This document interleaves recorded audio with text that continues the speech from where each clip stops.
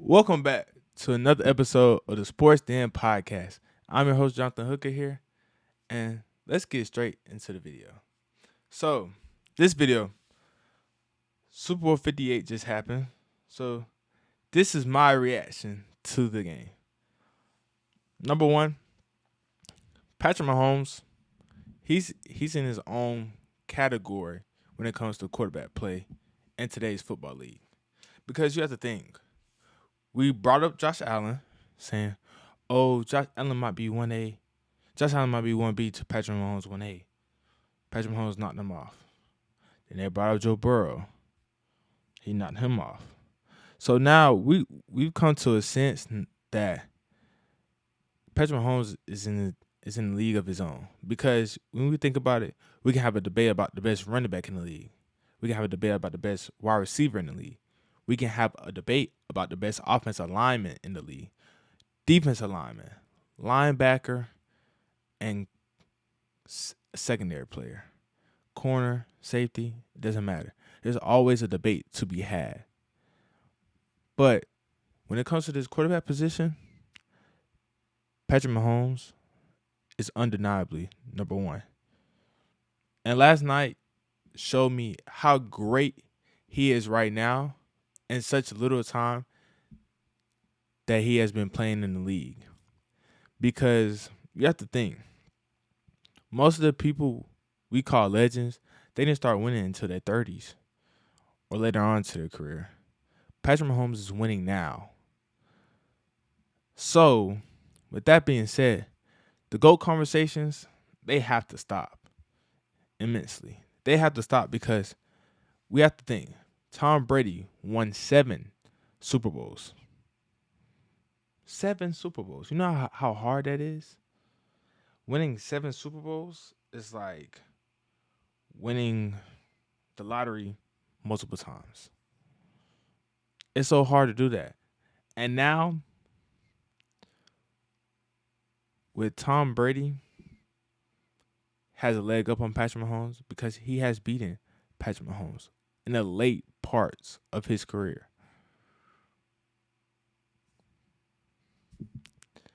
If we're going talent-wise, Patrick Mahomes has that 100%.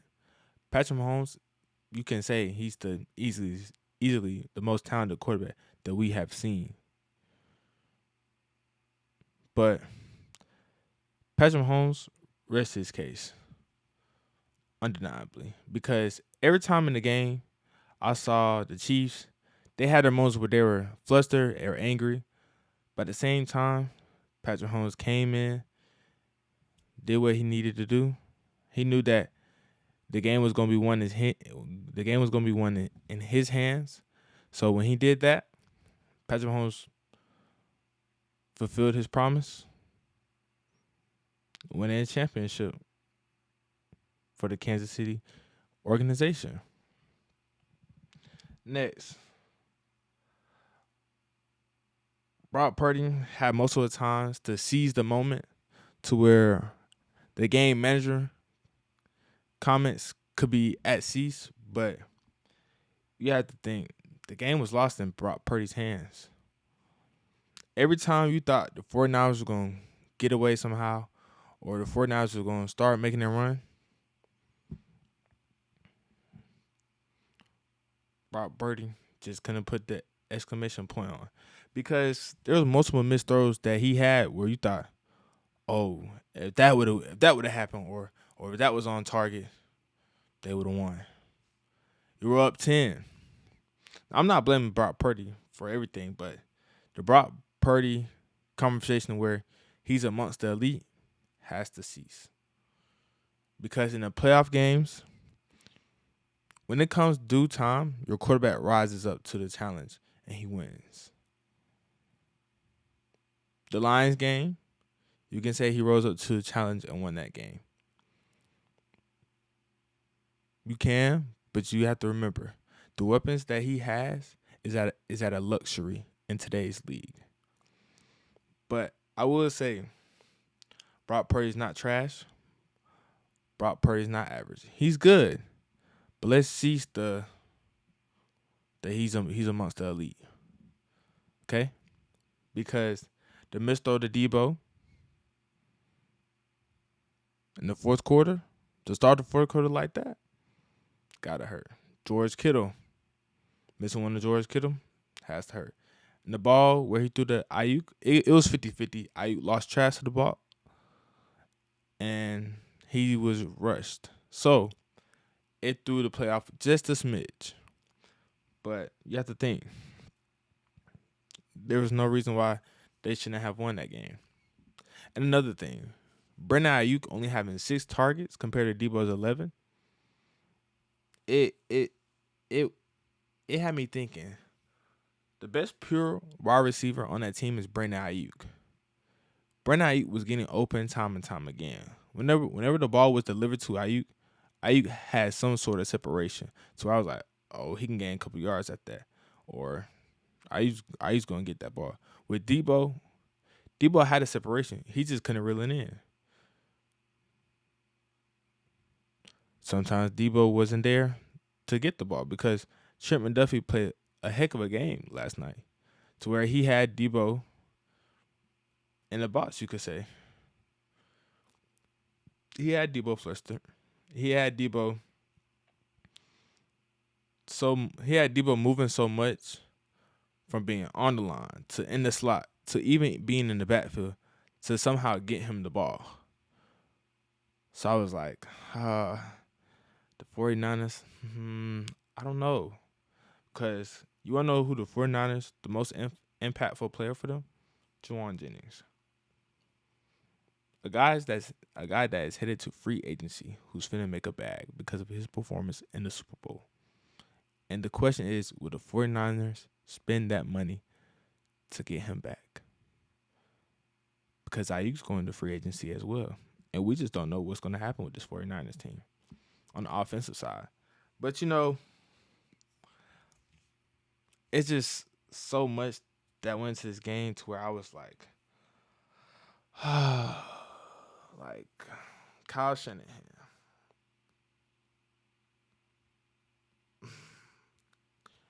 There's a thing to playing to win, and there's a thing playing not to lose. In the second half, I saw him regress on being aggressive. Regress on, let's keep up with what we're doing, keeping their foot on their necks, being up 10-0.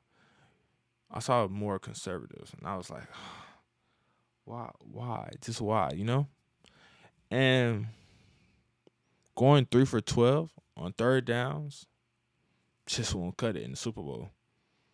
3 for 12. We have to credit Kansas City defense for stepping up huge this whole season.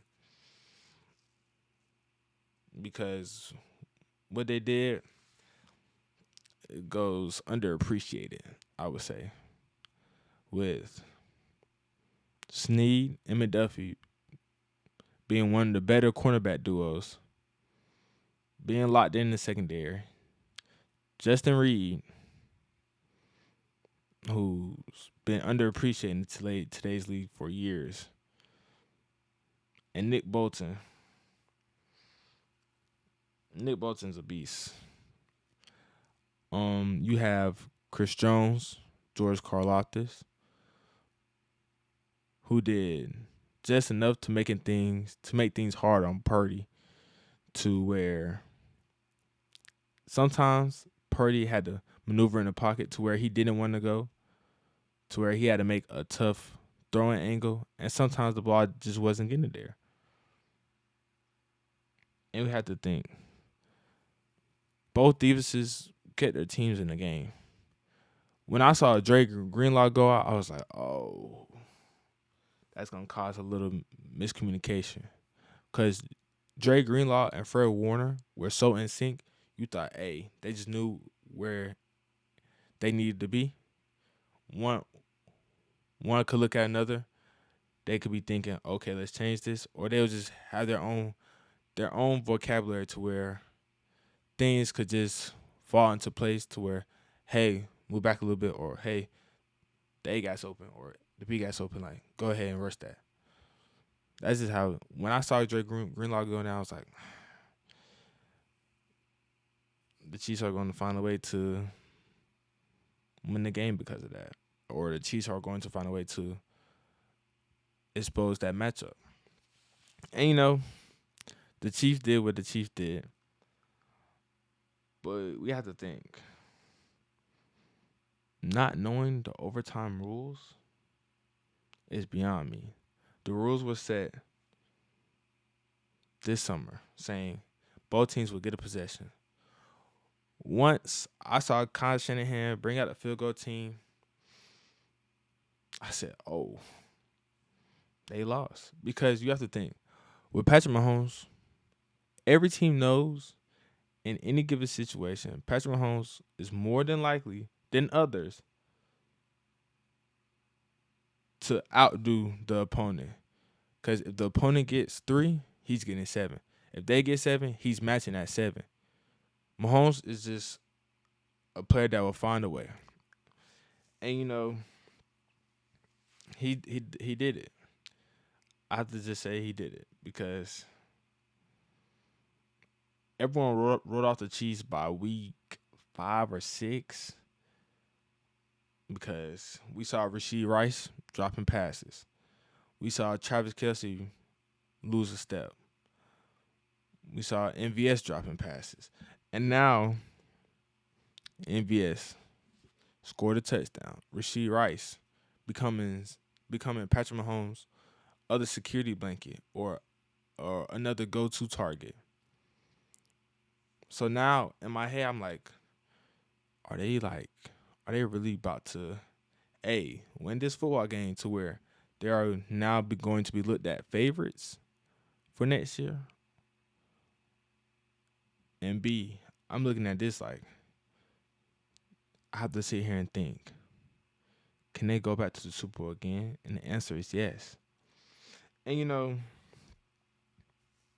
it's crazy to me how the Chiefs have some questions going to the offseason, but the 49ers have to look themselves in the mirror and say, we had them where we want them. Part 2, but couldn't win. We have to think about that because George Kittle, we look at him as a top 2 tight end. People argue about him for being number 1. You're only having 3 targets. 3 targets in the biggest game of your career. Because in the video, which is going to be played right now. I will be back here. I will be back here, and I will be back with vengeance.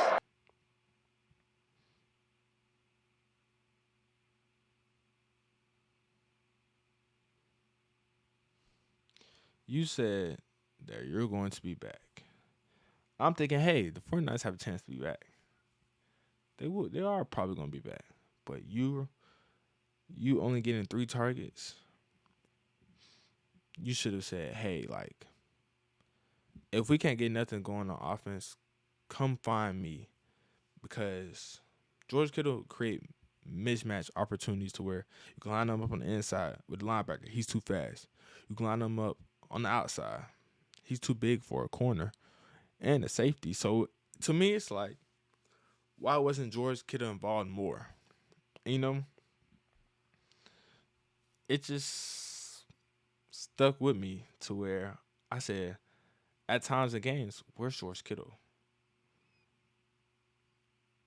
Is he playing? And then when he was just blocking. And George Kittle, credit him, great blocker. But he has to be utilized more in the passing game if the 49ers wanted to win that game.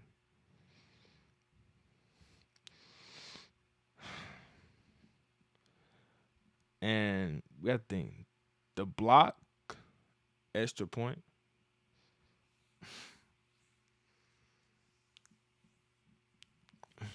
that's where you've seen the 49ers make the most mistakes on special teams.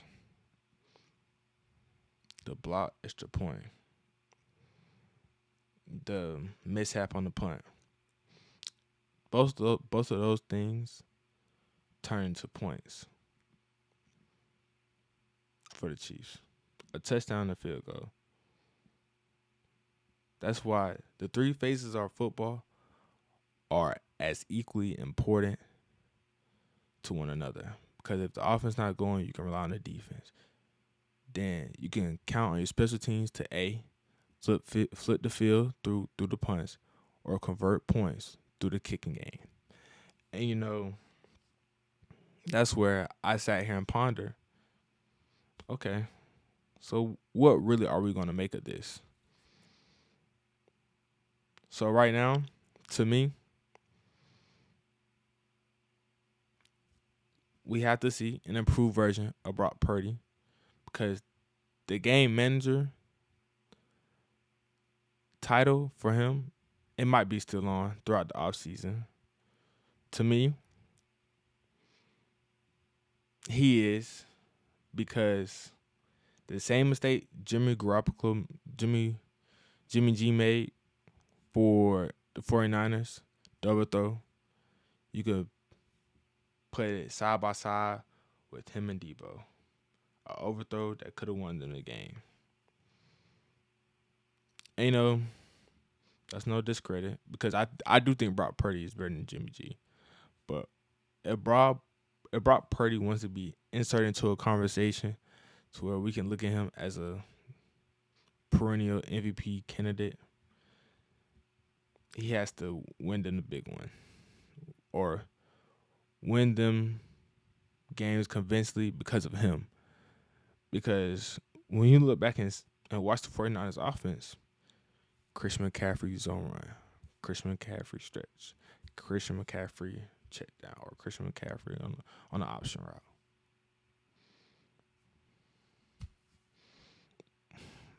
Teams are going to figure that out, and then that's where you can utilize, let's throw it to Debo.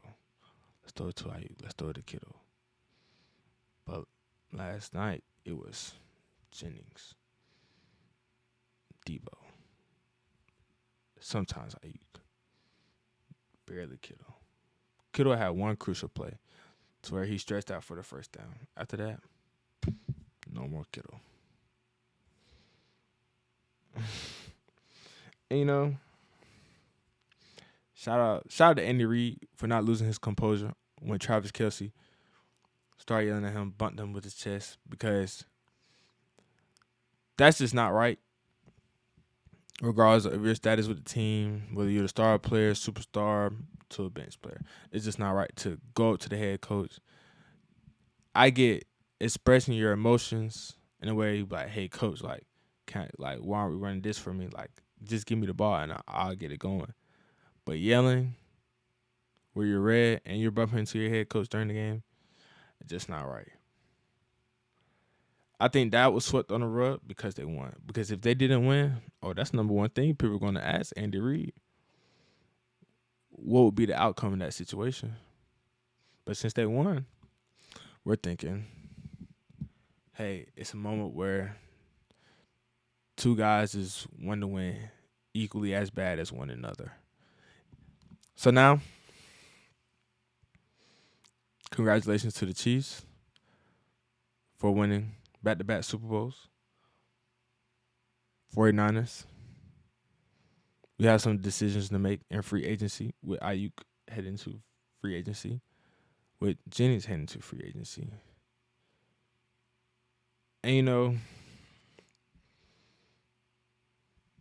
last but not least, shout out to Patrick Mahomes. Shout out to Travis Kelce. Shout out Fred Warner. Shout out Brandon Ayuk. Shout out Christian McCaffrey, because the stars showed up. But at the end of the day, the 49ers shot themselves in the foot too many times, and the Chiefs capitalized. And that is all for today's episode. Don't forget to like, comment, subscribe. Come join the family. And I'll see you on the next one. Peace.